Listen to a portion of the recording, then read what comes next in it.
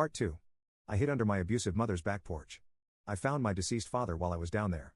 I had never seen a grown woman turn pale before. Many things became confusing from that moment on. I remember being taken back to my house where there were many police cars and people around.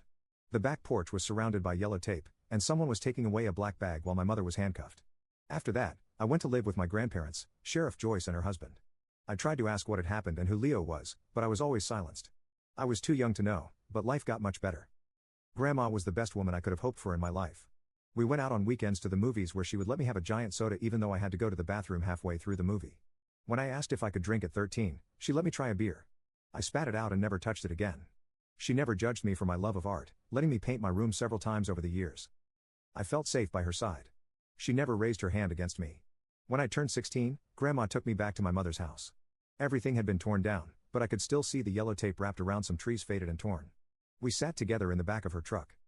She opened a beer and drank half before taking out an orange soda for me. After drinking, she told me that Leo was my father. Luckily, she didn't tell me while I was swallowing. My father? I asked confused. Your real father. The man who lived with your mother was not your father. My grandmother took another beer.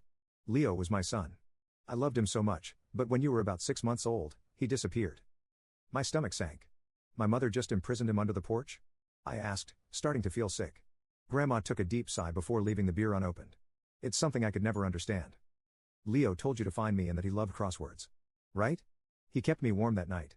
I probably would have died frozen if he hadn't been there. I was a dumb kid, even I knew that.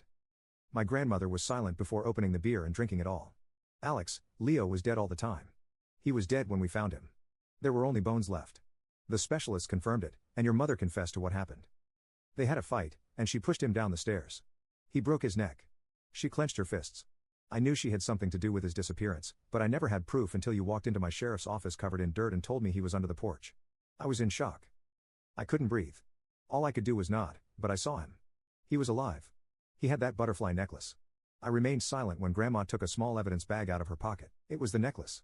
As I looked at the now empty lot, the cold air seeped into my skin, a deep fear creeping into my bones. Grandma started the car, her expression somber and unwavering. It was then that I noticed something out of place in her expression. Something that reflected my own fear. Grandma, I said, swallowing hard. What is this? She took a deep sigh, her fingers drumming on the steering wheel before finally responding. You said Leo, your father, kept you warm that night. She seemed to be struggling with something, her words caught in her throat. Finally, after what seemed like an eternity, she turned to me with a pale face, her eyes full of concern.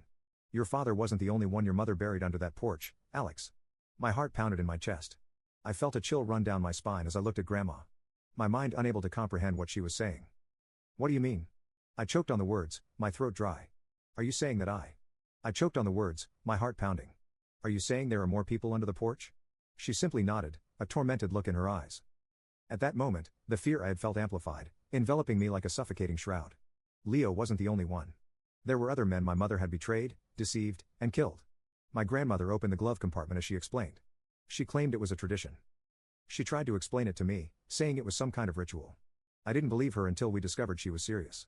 That cursed our entire family. I saw tears in her eyes. She took out a gun wrapped in a towel. I began to tense up. Grandma, what are you doing with that? Alex, it's only a matter of time before you become just like your mother, and I become just like you. I saw a tear run down her cheek. She put the gun in my hand and whispered in my ear, pull the trigger so I don't have to.